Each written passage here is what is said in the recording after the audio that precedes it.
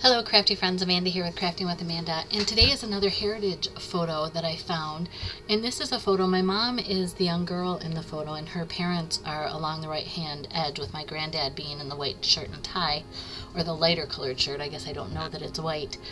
And because this photo is so faded, I knew that I needed some rich dark colors to help bring out the photo, but also not too many colors to compete against the image because it is kind of that sepia tone. So a friend of mine and I have been trying to use up our Aspen papers in November.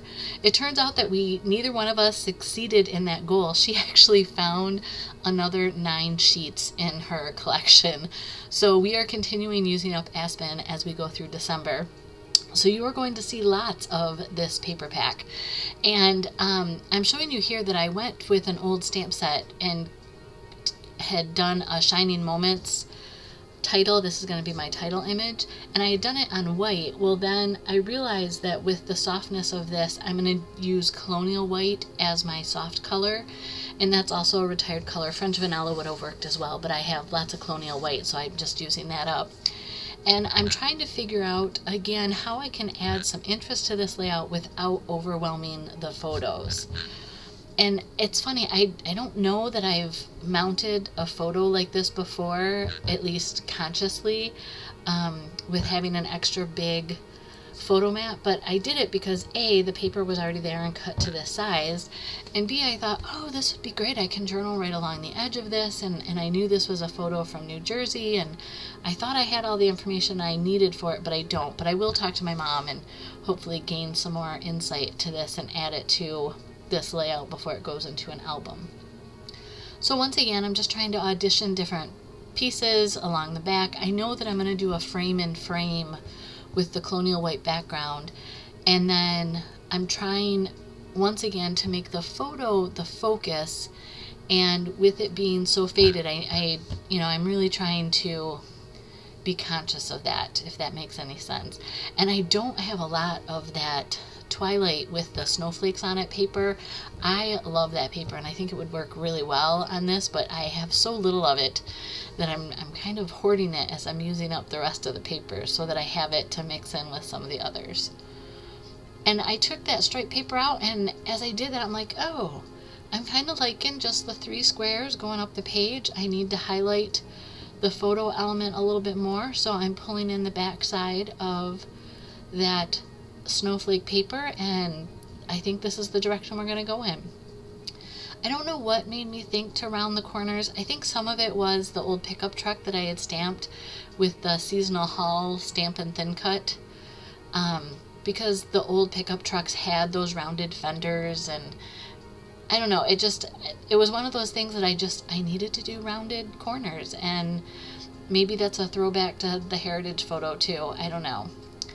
So here I'm realizing that I need a bigger piece than what I had scraps of, so I'm going to go ahead and cut that out, and I just want a really tight frame, so it's just 1/8 of an inch, so I cut it 6 1/4 by 6 1/4, and then obviously centered it on that double mounted.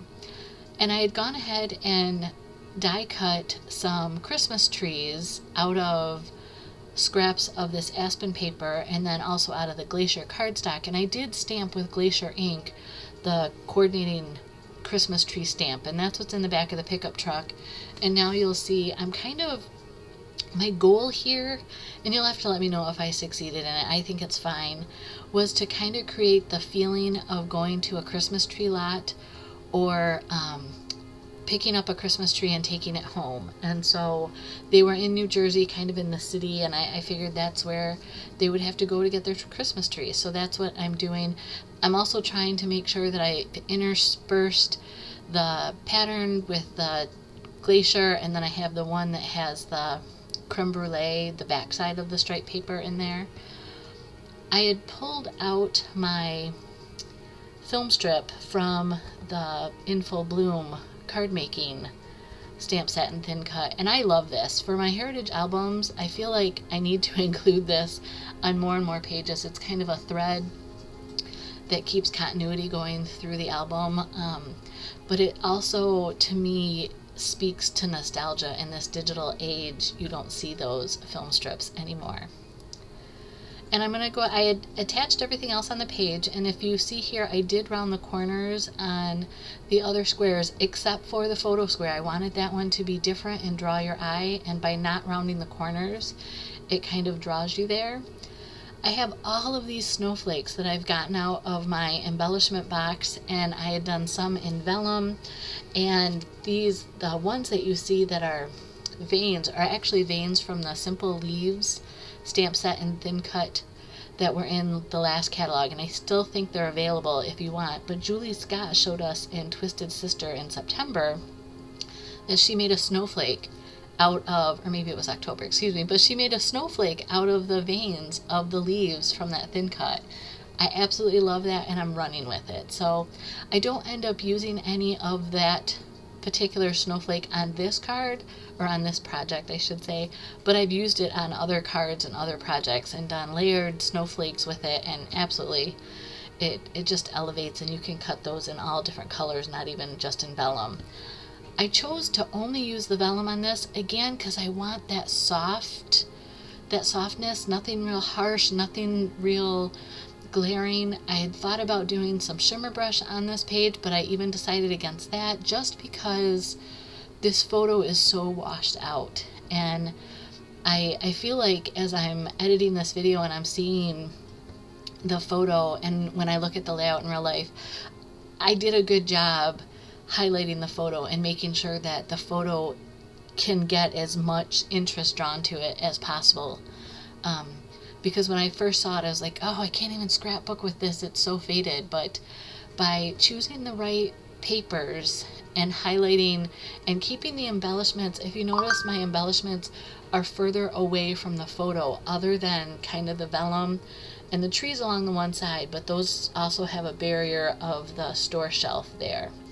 So you'll notice that I grabbed my clear block to help hold my vellum down. And I just went ahead and added this glue right on the vellum, and some of them I tucked underneath, but for the most part I don't see the glue on these snowflakes on this. So here's a close-up of the layout. There's a list of people participating in the 14 days of Christmas in my description, so feel free to go around and see what they've done for these 14 days.